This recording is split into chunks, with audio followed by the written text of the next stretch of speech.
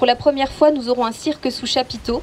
Donc c'est un cirque qui est en tournée européenne, qui s'arrêtera donc 2 jours à Saint-Dié-des-Vosges. Par rapport à toute cette profusion d'événements que vous connaissez, sur lesquels vous aurez plus de détails dans le guide lui-même, c'est 300 animations qui sont organisées tout au long de l'été, c'est 24 spectacles professionnels, c'est-à-dire 3 de plus que l'an dernier, je crois.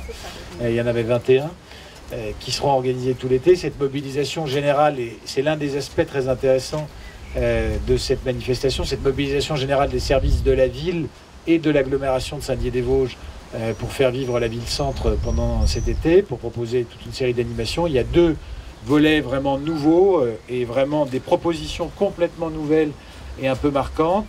On a le Livrodrome le 12 juillet qui, comme Gauthier l'a dit, est une proposition du Centre national du livre, une sorte de grand parc d'attractions littéraires qui va se déployer à Saint-Dié-des-Vosges, qui est une des 4 manifestations de ce type dans le cadre de Partir en livre, qui est une manifestation nationale.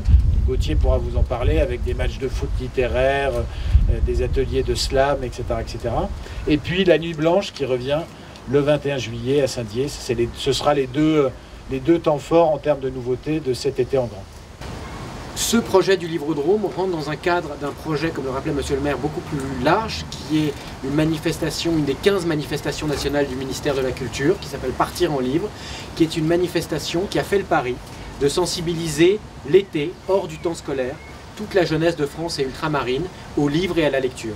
De les sensibiliser non pas dans des lieux du livre et de la lecture, mais dans des lieux qui sont des lieux de vacances, qui sont des lieux fréquentés par la jeunesse, qui peuvent être des campings, des plages, qui peuvent être des bords de rivières, des parkings d'autoroutes, et de proposer plus de 5000 événements tout au long de l'été, sur une dizaine de jours entre le 11 et le 22 juillet, à destination de la jeunesse, pour les encourager à lire et pour leur stimuler l'appétence pour le livre et la lecture.